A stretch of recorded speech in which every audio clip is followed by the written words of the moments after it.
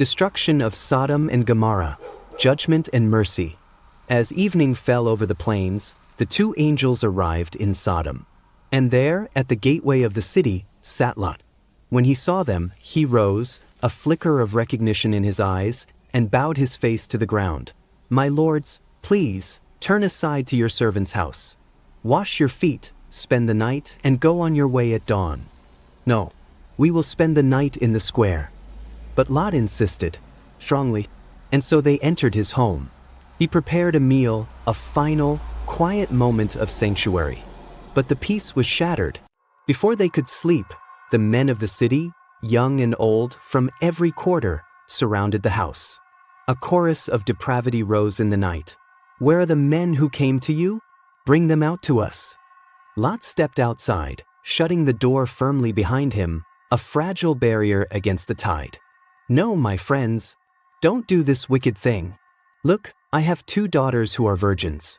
Let me bring them out to you, do to them as you wish. But do nothing to these men, for they have come under the protection of my roof. Get out of our way. You, a foreigner, and now you judge us. We will treat you worse than them." The mob surged forward, pressing in to break down the door. But then, from inside, a flash of divine power. The door flew open, hands reached out, pulled Lot to safety, and slammed it shut. And then, a blinding light. The men at the door, young and old, were struck with blindness, groping in the sudden darkness, unable to find their way. "Do you have anyone else here? Sons-in-law, sons, daughters? Anyone? Get them out, for we are about to destroy this place. The outcry to the Lord against it is so great." Lot ran to his sons-in-law. "Hurry, the Lord is about to destroy the city." But they only laughed. They thought he was joking. At dawn, the angels urged, "Hurry, take your wife and your 2 daughters, or you will be swept away." He hesitated. So, in his great mercy, the men seized them by the hands, Lot, his wife, his 2 daughters, and dragged them from the city. "Flee for your lives. Do not look back. Do not stop anywhere on the plain. Flee to the mountains, or you will be swept away." "No, my lords, please. I cannot flee to the mountains. This disaster will overtake me. See that little town? It is small, near enough to run to. Let me flee there, spare my life." "Very well. I grant this request. I will not overthrow the town you speak of, but flee there quickly, for I can do nothing until you reach it."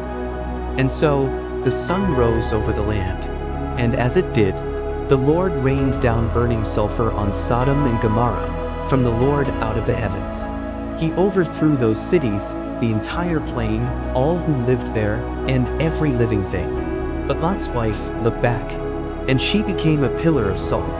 Early the next morning, Abraham rose and returned to the place where he had stood before the Lord. He looked down toward the cities of the plain, and he saw it. Dense smoke rising from the land, like smoke from a furnace. When God destroyed the cities, he remembered Abraham, and he brought Lot out of the catastrophe. But fear drove Lot from his small refuge. He and his daughters settled in a mountain cave, their world reduced to stone. And in that isolation, a desperate, tragic plan was born, twisting the hope of life from the ashes of destruction. From this act, 2 nations would rise, a legacy forever marked by the fire their father fled.